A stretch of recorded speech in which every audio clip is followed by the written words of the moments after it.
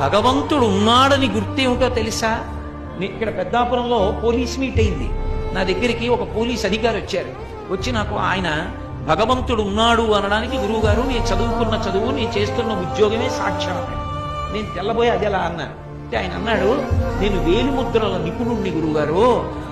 అమ్మ కడుపులో ఉండగా 4వ నెలలో వేలిముద్రలు ప్రారంభమవుతాయి. ప్రారంభమైన వేలిముద్రలు 6వ నెల వచ్చిన తరువాత బాగా ముద్రలన్నీ గట్టిగా ఆ వేళ్ల చివర ఏర్పడతాయి.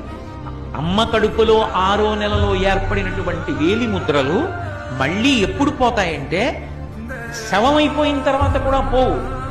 డీకంపోజిషన్ అంటాం. డీకంపోజిషన్ అంటే ఆ శరీరం ఇంకా చివికిపోయి బ్రహ్మాండంలో కలిసిపోవడానికి సిద్ధపడిపోతుంది, ఉబ్బిపోయి పగిలిపోవడానికి.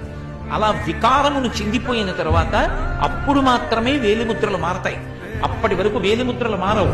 ఒక్క వేలిముద్ర ఇలా పెడితే ఆ వేలిముద్ర ఎవరిదో తెలిసిపోతుంది. ఇంత చిన్న వేలు మీద గీతలు గీసినప్పుడు ఇన్ని కోట్ల మంది గీతలలో ఎవరికి గీసిన గీతలా ఇంకోటి గీతలు గీయకుండా గీయగలిగిన మహాశిల్పి ఒకడున్నాడు. వాడు లేకపోతే గీతలు ఎక్కడి నుంచి వచ్చాయి? వాడు ఉన్నాడనడానికి నువ్వు ఎక్కడికో వెళ్ళక్కర్లేదు. నీ వేళ్లు చాలు, వేలి మీద గీతలు చాలు. నేను ఎన్నో కాగితాల మీద ఎన్నో వ్రాతలు రాశాను. అవన్నీ నీళ్లు పడితే చింపిపోయాయి, తడిసిపోయి అక్షరాలన్నీ కూడా ఇక కనపడకుండా పోయాయి. కానీ పుట్టినప్పటి నుంచి చేయి కడుగుతూనే ఉన్నాను. ఏది ఒక్క గీత కడగబడిందా, పోయిందా? అంటే గీతలు గీసిన వాడు ఒకడు ఉన్నాడా?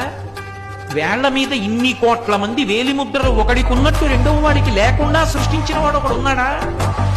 వాడెక్కడున్నాడు అన్న తాపత్రయం లోపల కలిగితే చూడాలని పరిగెడితే వాడు గుళ్ళో కూర్చుని ఉన్నాడు.